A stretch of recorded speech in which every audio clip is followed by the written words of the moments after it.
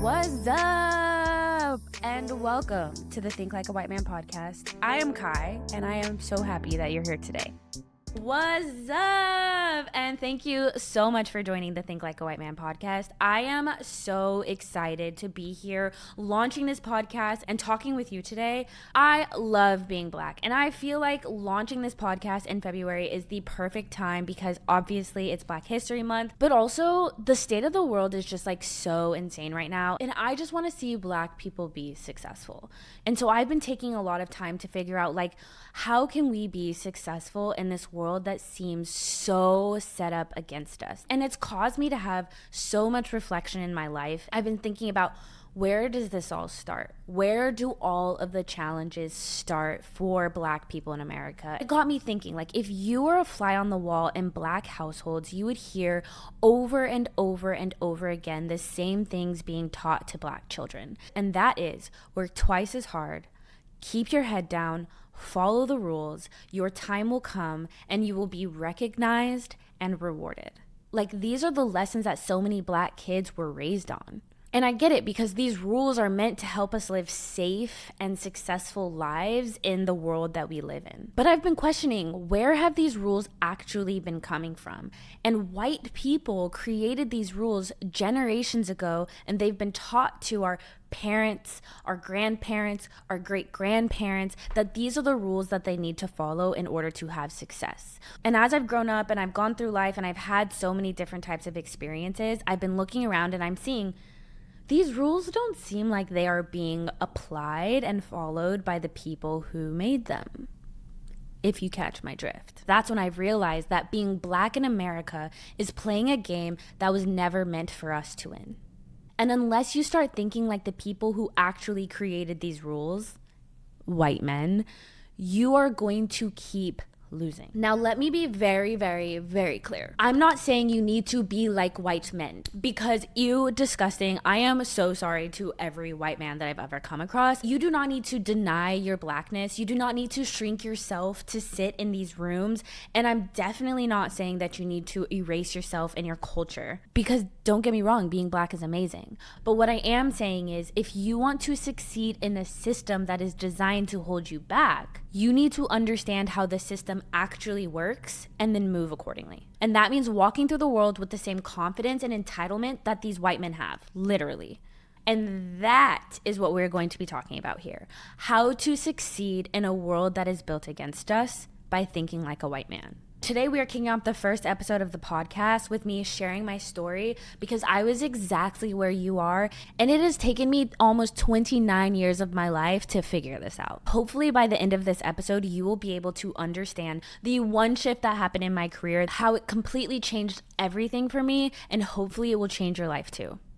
If you would have met me a few years ago, you would have met somebody who believed in following the rules to a T. Every single one of them. Work twice as hard as everybody. Keep your head down. Don't make a fuss in anywhere that you go. Stay humble, and believing that I will be rewarded for that. And like, truthfully, it got me a lot. Like, I was valedictorian in high school. I got a full ride academic scholarship for college. And then straight out of college, I got a full-time job at a huge tech company. And you know what I did from literally day one? Outwork everybody. I was the first in, I was the last out. I absolutely crushed my quota, at times surpassing it by literally 300%. And I made this company millions of dollars. And I thought that that meant something. I was kicking ass. And I went to my manager and I was like, hey, I really want to get promoted. What does it look like to get promoted? And he told me, you need to wait 2 years before you get promoted. I was like, okay, cool. Yeah, I'll just work harder. I'll keep my head down. I'll wait the 2 years. And when I picked my head up, I started seeing white men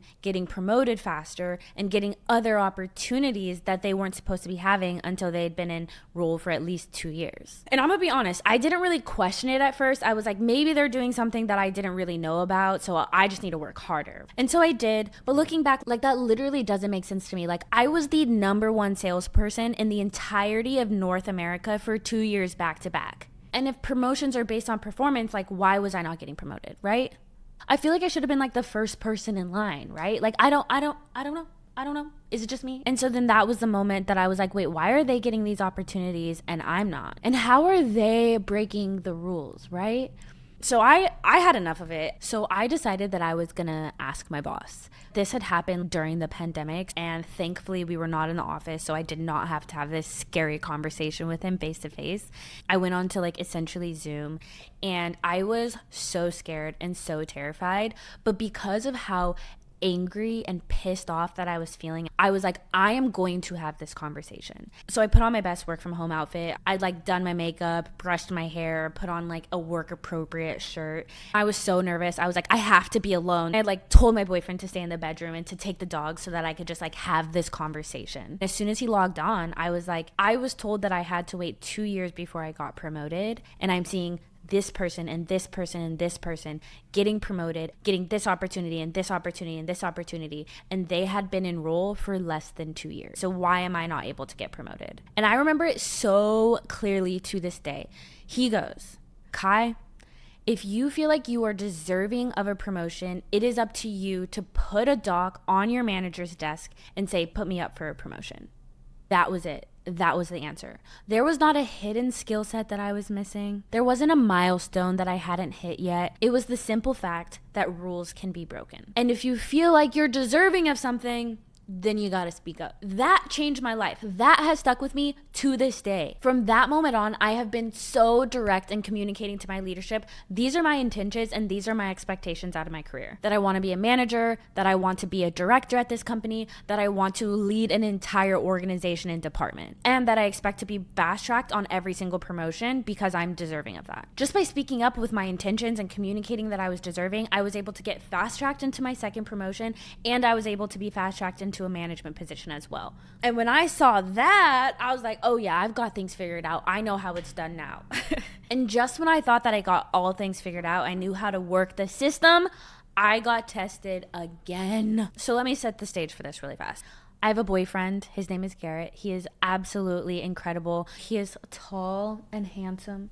He has the most personable personality that you could ever think of. He can make anybody laugh. He can make anybody like them. He is just like such a great guy. And he is so smart. He loves an intellectual, deep conversation. He can pick one up with anybody. He started his own business, which is absolutely incredible. And he has had so much success in growing that to a huge company over the past few years. And while he was out networking for his business one day, he ran into this founder, and the founder was so in love with him. He was like, you are absolutely incredible. I want you to come run my business. And Garrett was like, ha ha ha ha ha, I have my own business, but you know who you should talk to? You should talk to my girlfriend. She has all of the advertising and marketing experiences that you need, and she would be a really great fit for your company. And so like they introduced me, I took the call. I'm telling you, I felt so nervous for this call. I was so underqualified. I had no idea what we were going to even be talking about. All I knew is that I needed to be pitching myself and putting the best version of myself out there so that he would be inclined to say, yeah, like you should also come run my company. I felt like I had big shoes to fill from the experience that he had with my boyfriend. And I took that call and I bombed. When I tell you it was the worst call of my life, would you believe that? I was so ghastly underprepared. He was talking about VC. I literally had to go to Google and say, what does VC mean? And learn on the call that it was venture capital. And he was like, do you have experience in working with enterprise businesses? And I was like, yeah, let me Google what that is. I think that I've worked with enterprise businesses. Have I actually worked with enterprise businesses? What the fuck is an enterprise business? And I was completely doubting every single thing that I said. And when I walked out of that call, I went over to Garrett and bawled. I was like, I looked so fucking stupid in that call. I was so underprepared. I looked like an idiot and I completely blew the opportunity. And Garrett was completely unfazed. And he goes, Kai, you are the smartest, most successful person that I know. Do you really not believe that you can bring value to that company? And I stood there realizing, is this how white men think? That they are always killing it? That they feel like they have value to bring even though they don't know what they're talking about? And I remember asking Garrett specifically, is this how white men think? So anyway, I was convinced that I'd blown it. Even with Garrett's pep talk, I was like, I'm gonna go cry in a hole and never come out of it, and I'm never showing my face ever again. And then I got an email. Hey Kai, we had a great conversation. I would love for you to meet my partner before we move forward on next steps.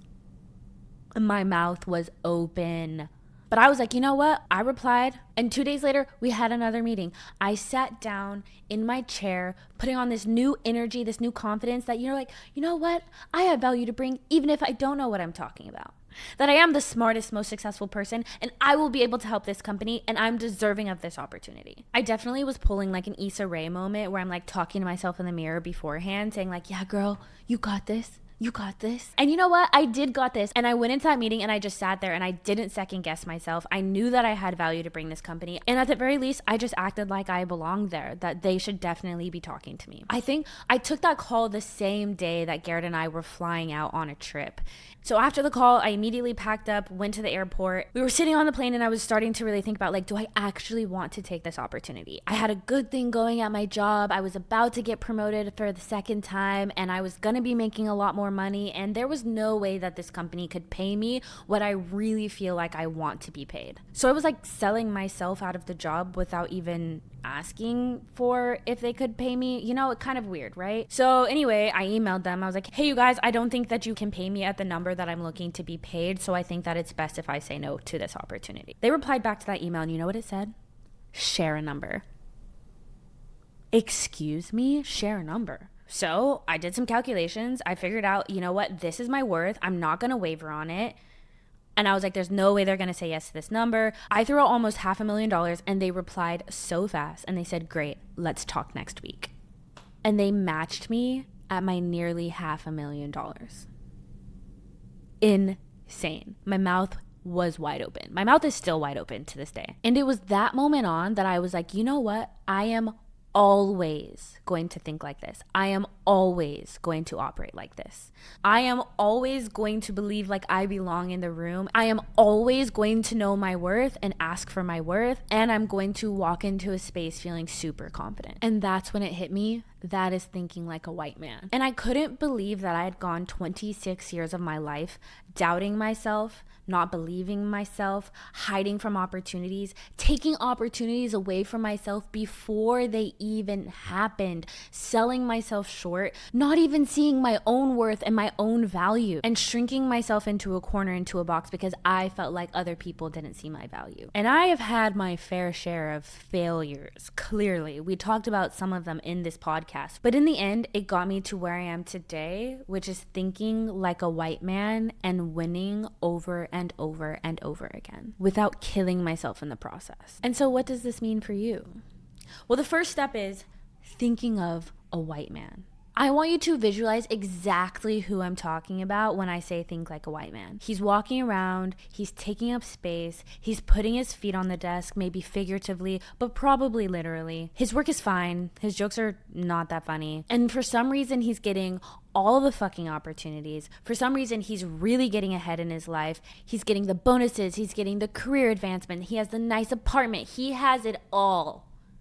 But he's mediocre. Found him? Because period, that's exactly who I want you to visualize when I say think like a white man's. And remember, I'm not saying to be like him, I'm saying to think like him, because the system was built for that. And as you go about your week this week, what I want you to do is recognize what are those moments that you are holding yourself back from. Like if you have a meeting with your manager, what are you too scared to say? What are you too scared to ask for? If you own your own business and you have a client call, what number are you too afraid to put in front of them? Or shit, if you need some help with something at the grocery store and you're too nervous to ask for help, like what I want you to do is ask yourself, would Chad be thinking that way? Would a white man be thinking that way? How would they be talking to their manager? How would they be pitching this client? And I want you to test out like asking for the help that you need, sharing that really big idea, walking around and telling them about a win that you had, because you need to take up space and you need to be driving more for your life. Because you know what? We are on a fucking mission to rewire our brain. And the first step is recognizing that we're even operating like this and then changing the behaviors that we do to think bigger and better for our own lives. We have to be out here operating in our highest power, believing that we are the shit, taking up space, asking for what we believe we deserve. I have been on this journey for the past 2 years, learning how to shift my mindset and learning how to think like a white man. And in my journey, I have learned that there are so many lessons that come from Black households that we learn from literally the beginning of life to believe, and those beliefs are actually holding us back. So what I want to do is really share the lessons that I've learned and really change the way that we are thinking and operating so we aren't held back in this system that's designed for us to fail. Like I said, I specifically chose February to launch this because it is a Black History Month, but also because of the state of the world. Trump's been in office for almost a month now, and it has been absolutely terrifying. Left and right, we're hearing about D&I programs being removed, showcasing that these brands and these companies never really cared about us, and continuing to show us that it is unsafe here. And I know so many amazing Black people who are either being laid off or they're struggling in their corporate company or they're struggling as an entrepreneur, which makes it more important for us now more than ever to take charge of our future and create success for ourselves. And so through this podcast, I want to develop a community of ambitious Black people and allow us to have the success that we deserve in our lives without killing ourselves in the process. So this is the first of many podcasts that I will be launching. Join me every Tuesday as we deconstruct the lies that we live by and find ways to completely change our mindset. And also so that we can hear from some really, really incredible people on their experiences on navigating success. Thank you so much for being here, and I will see you next week. Thank you for listening to the Think Like a White Man podcast. You can catch a new episode every Tuesday. And if you don't want to miss any of the action, please follow. I want to be able to hear from you, so please leave a review, leave a star rating. I want to know your thoughts. And if you want behind the scenes on seeing a Black corporate woman baddie struggling and trying to find balance, please follow me on It's Kai Denise on Instagram and TikTok.